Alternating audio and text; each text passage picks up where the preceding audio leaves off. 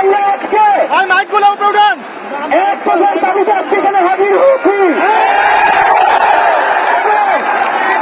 আমরা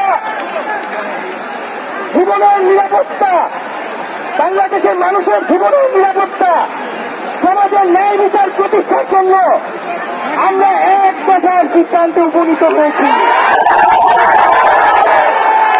এই সরকার কোনোভাবে আর এক মিনিটও ক্ষমতায় থাকার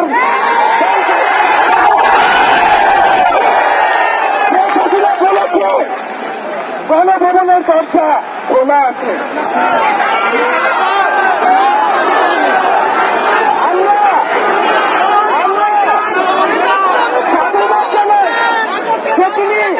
আগেই বুঝতে পেরেছি যে গণভবনের দরজা খোলা রাখতে হবে।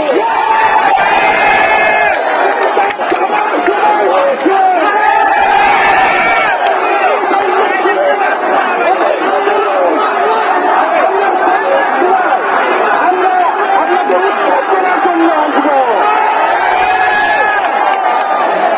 বন্ধুগণ,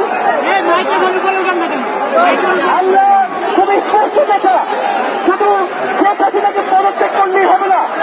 এই যে খুন, লুটপাট, দুর্নীতি এই দেশে হয়েছে তার বিচার হতে হবে। আমরা পদত্যাগ দিয়ে তাকে কোনো এক্সিট রুট দিতে চাই না। তাকে পদত্যাগ করতে হবে, বিচারের আওতায় আনতে হবে।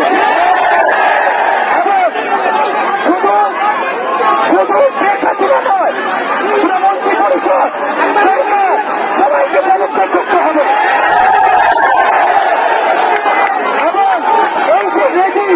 এই যে জাতীয়তাবাদী শাসন ব্যবস্থা, এটাকে বিলোপ করতে হবে।